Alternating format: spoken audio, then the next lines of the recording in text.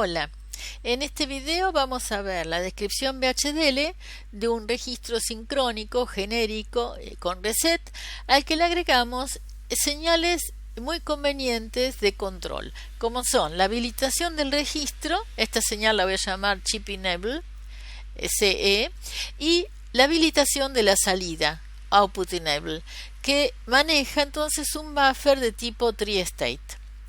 Esto es importante porque de esta manera las salidas de los registros se pueden unir todas a un mismo cable al manejar el tercer estado, así que es muy usual que tengan esta posibilidad.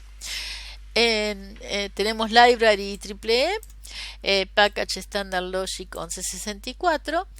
En la entidad tenemos Generic, porque siempre hago diseños genéricos, N, Positive, y le doy un valor por omisión igual a 4. Esto es porque después genero el esquemático del circuito y con pocos componentes lo puedo analizar mejor. O sea, siempre doy un valor más o menos pequeño. Al port de entrada tenemos, como es habitual, clock y la señal de reset para dar siempre un estado inicial. Y las señales que se agregan, Chip Enable y Output Enable. Luego tenemos la entrada de datos, que son varias líneas, así que es Standard Logic Vector, desde n-1 a down to 0. La salida de datos, QO, que también son varias líneas, Standard Logic Vector, n-1 down to 0. En la parte declarativa de la arquitectura, entre el is y el begin, definí una señal que la llamo AUXQ. Es una señal auxiliar a Q, porque no puedo usar, por la forma en que hice el diseño, Q directamente. Es entonces del mismo tipo y de la misma dimensión que la señal QO. En la parte del cuerpo de la arquitectura, después del begin, tengo un proceso explícito que llamo registro, que se dispara por la señal de clock, por ser un diseño secuencial sincrónico. Luego, con el if que sigue a continuación, esperamos que haya un flanco creciente de la señal de clock. Para eso uso la función Resynage aplicada a clock. Cuando se produjo el flanco, con otro if vemos si está activa la señal de reset, o sea, si está en 1. Si está activa, entonces a la señal auxiliar AUXQ le asignamos todos ceros. Para eso uso others. Así se acomoda al valor de la n que hayamos definido en generic. Luego, pregunto por otra condición usando el else if. Esa otra condición es preguntar si está habilitado el registro. O sea, si Chip Enable vale 1. Si está habilitado, entonces a la señal auxiliar AUXQ le asigno el valor de la entrada del registro DI. Y fíjense que a continuación cierro el if. O sea, no pregunto qué pasa si Chip Enable está en 0, por ejemplo. ¿Qué es lo que pasa en este caso? Es que va a memorizar el último valor que tenía AUXQ. Y esto es lo que se quiere, que memorice el estado anterior. Luego cierro el otro if, cierro el proceso y acá tengo una sentencia que es pero muy importante. Acá dice que le asigno a la salida, al port de salida QO, la señal AUXQ cuando está habilitada la salida, o sea, Output Enable está en 1. Else others Z. Z es mayúscula con comillas simples, ¿no? Entonces, si no está habilitado, que le asigne a Q el estado de alta impedancia. Entonces, esta sentencia es muy importante porque sintetiza hardware.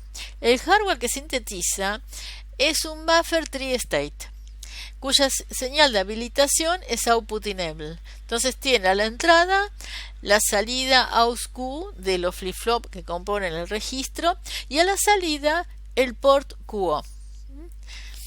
Así de sencillo se puede generar un buffer tree state. Entonces vamos a ver el compilado, a controlar los warning y luego ver el esquemático. Como es usual, vamos a tener 5 warning, pero los miramos por las dudas. Otra cosa importante, si se fijan en este flow summary, acá tenemos para analizar también cuántos registros usó, por ejemplo 4, cuántos elementos lógicos, 5. Esto es para que podamos comparar, si hacemos distintos diseños, cuál es el conveniente desde el punto de vista de economizar hardware. Bueno, critical warning es el de siempre y los otros 4 warning también. Así que vamos a Tools, Netlist Viewers, Technology Map Viewer. Acá tenemos los 4 flip-flop D que comprenden el registro, ¿no? Es la parte principal del registro.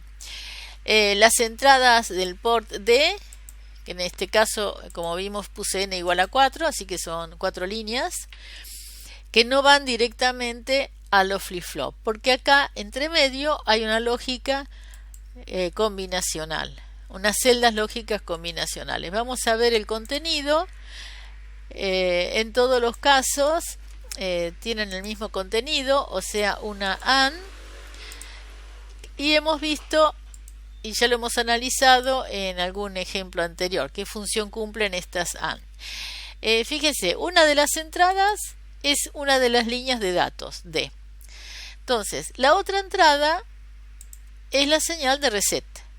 Como reset nosotros lo usamos siempre activo en alto, está negado. O sea, cuando reset esté activo, va a poner un 0 en esta AND, en todas las AND, y a la salida de la AND vamos a tener un 0, generando la entrada preparatoria a cada flip-flop D con un 0. Eso va a ocurrir que cuando llegue el próximo flanco creciente de clock, a la salida Q tengamos un 0 y lo resetea, le da el valor inicial. Después tenemos otra celda más, esta que está acá, que esta sí es una novedad, porque a esta celda entra la señal que no habíamos usado hasta ahora, que es chip enable, la habilitación de todos los flip-flop. Fíjense que tenemos la salida de esa celda va a ENA. ENA es la señal de habilitación de los flip-flop, que no habíamos usado en el diseño simple del registro que habíamos visto en el video anterior. Entonces, si ENA está en 1, está habilitando, la salida de la OR va a ser 1. Así que esa condición es suficiente para que los flip-flop estén habilitados. Si el reset está en 1, estamos reseteando, también va a estar habilitado. O sea, independientemente del valor que tenga chip enable, a lo mejor lo teníamos en forma inhabilitado, o sea que la salida Q estaba memorizando el estado anterior. Para que cambie Q y ponga el 0, para darle estado inicial porque estamos reseteando, necesitamos habilitarlo, o sea que lea la señal que va a estar en D. Por lo tanto, reset, para poder funcionar, habilita los flip-flop.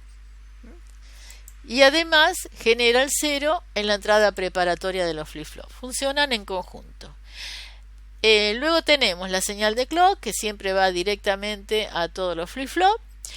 Y acá tenemos 4 bloques, que también son una novedad. Vamos a ver su contenido con display content. Los 4 van a ser iguales. Igual se los muestro. Vemos el buffer tree state que les había comentado.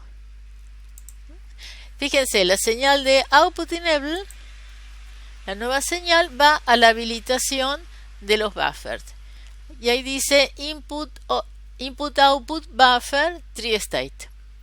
Entonces, esa sentencia que les mostré sintetizó estos 4 buffers tree state. La entrada de los buffers es la salida de los flip-flop que se llama como señal AUX Q. 3, 2, 1 y 0. Y luego tenemos el port de salida, que entonces va a estar o en estado tri-state, o sea, alta impedancia, si el buffer de salida no estaba habilitado, o la salida AUX-Q que corresponda. Si les resultó útil, les agradezco si ponen me gusta. Muchas gracias y los espero en el próximo video, que será entonces el test bench de este diseño. Gracias, chao.